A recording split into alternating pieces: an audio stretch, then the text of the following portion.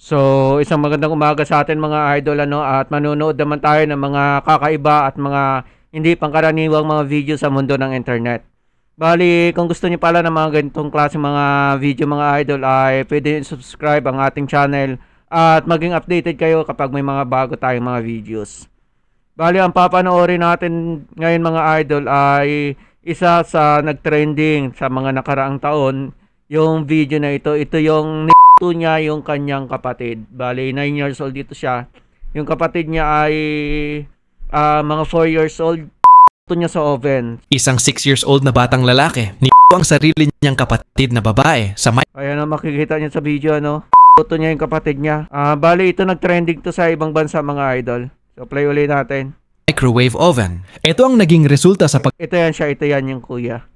pagkamali ng bata. Ito ang kwento kung bakit ito nangyari. Lumabas ang mag-asawa para mag-dinner date sa labas at iniwan nila ang dalawang anak niya sa loob ng bahay na magkasama, hinabilin ng mag-asawa sa kanyang panganay.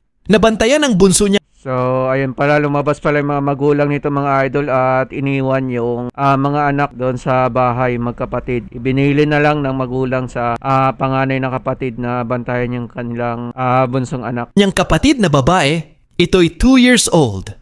Ang panganay ay 6 years old. Hindi pala 9 years old mga idol. Kasi noon, napanood ko na rin to. 6 years old lang pala yung bata. Napakabata tapos iniwan lang sa bahay. 6 years old pala tapos 2 years old yung kanyang kapatid. So, play natin. Ito nangyari. Naglaro ang magkapatid ng tago-taguan at ang taya sa laro ay ito panganay. Itong bunsong babae na isipang magtago sa microwave oven. Noong naghahanap ang panganay, nakita niya sa loob ng microwave oven itong bunso. Lumapit siya sa microwave oven at nagkunwari hindi niya nakikita ang kapatid niya. Imbis na buksa ang pinto ng microwave, pinaandar niya ang microwave at inilagay sa pinakamataas na heat temp. Aroy, sakit. Nagkunwari lang na hindi niya nakita. Ito palang kapatid niya nagtago sa microwave oven. Syempre, bata pa nga talaga. Hindi niya pa alam kung ano yung bagay na yun na tinaguan niya. Ito naman kuya, siguro hindi rin pumasok sa isip niya talaga yung magiging epekto. Inopen pala yung microwave oven. So, nilagay niya sa pinakamainit na temperature.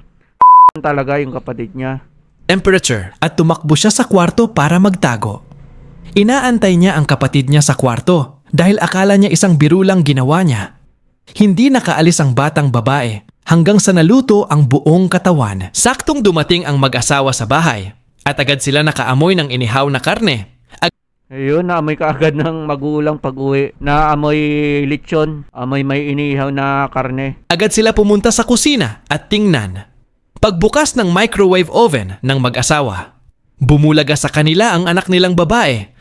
Tuna ang buong katawan na parang lechon at hindi sila makapaniwala sa nangyari. Tumawag agad sila sa pulis. Agad pumunta ang mga pulis, nag-imbestiga at unang tinanong ang panganay kung anong nangyari.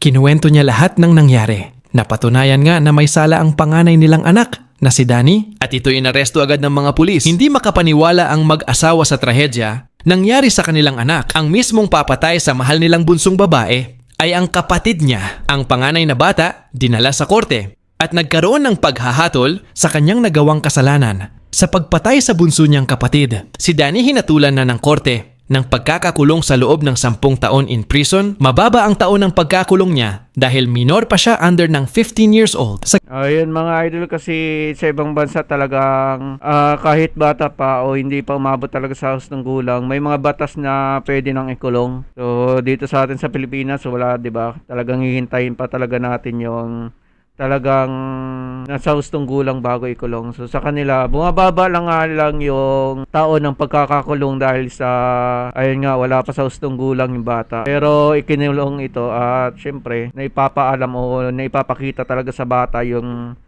malaking pagkakamali niya.